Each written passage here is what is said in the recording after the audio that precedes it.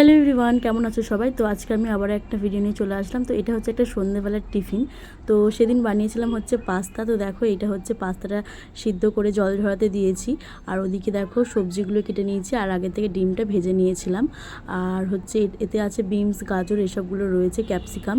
তো ওইগুলো একটু ভেজে নেওয়ার পর তারপরে হচ্ছে পেঁয়াজ কুচিগুলো দিয়ে দিলাম, কারণ ওইগুলো একটু সেদ্ধ হতে টাইম লাগে। আর পেঁয়াজগুলো আগে থেকে ভেজে দিলে অতটা থাকে না পেঁয়াজটা।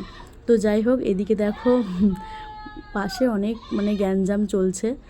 তো তার মধ্যে দিয়ে আমি ভয়েসটা করছি, যদিও আসছে কিনা আমি বুঝতে পারছি না। তো শোনা যাচ্ছে, তো আমি হচ্ছে ভয়েসটা অফ করেছিলাম, কারণ পাশ থেকে একজনা ডাকছিল তার ছেলেকে। তো সেইটাই শোনা যাচ্ছিলো। আর আমি যেহেতু দিনের বেলায় ভিডিও ভয়েস করছি, যার জন্য পাশ থেকে সব শোনা যাচ্ছে। তো যাই হোক, আমি দেখো এই ভাজাগুলো পেঁয়াজটা দেওয়ার পর নুন হলুদ দিয়ে ভেজে নিচ্ছি।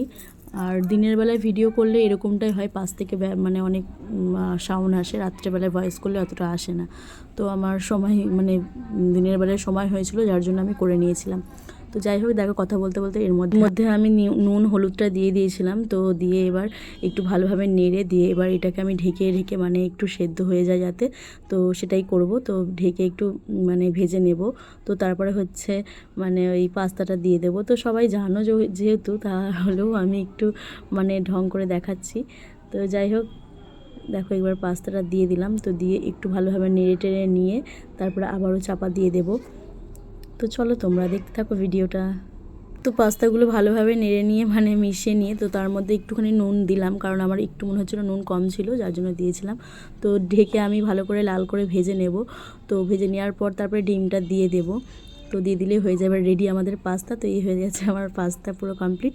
তো চলো আজকের ভিডিও এখানে স্টপ করছি।